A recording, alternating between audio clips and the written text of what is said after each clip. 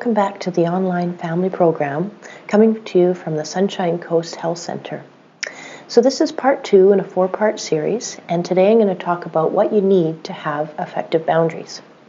So one of the most important things you need to have effective boundaries is a well-developed sense of self. So, if you don't know what's important to you, how are you supposed to let others know? So it's important to really explore and ask that question, that basic human question of who am I, and dig into what are your values and likes and dislikes and goals, dreams, fears, anxieties. All these speak to your personhood and they can inform your boundaries.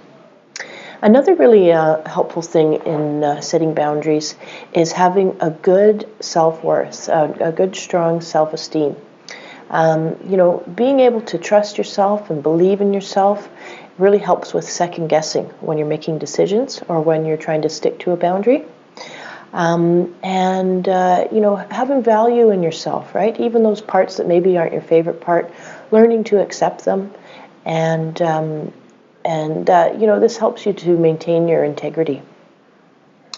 On a practical level, one of the things you need to have for good boundaries is a good understanding of what is your domain and what is not your domain.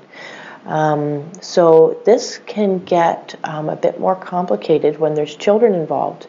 So if you have young children involved and you're the most responsible parent, say if you're in a relationship with somebody who's struggling with addiction, by necessity, because boundaries are about protection, those small children would fall under the most responsible parent's domain, so fall into their boundaries. So this can get obviously quite complicated, as you may well know. It can also get quite complicated as a child gets older and, say they start to struggle with addiction. And, at what age are they the author of their own life? Well, this is a great question.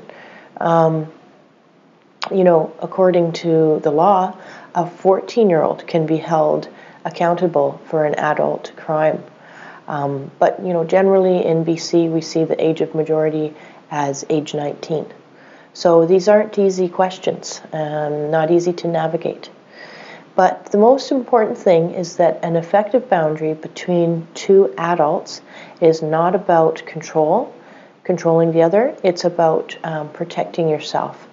And so it's really important that when you make a boundary, that you're doing it from a place where you're calm and you can be assertive. And so sometimes that means you need to take a bit of space from the problem, from the other person.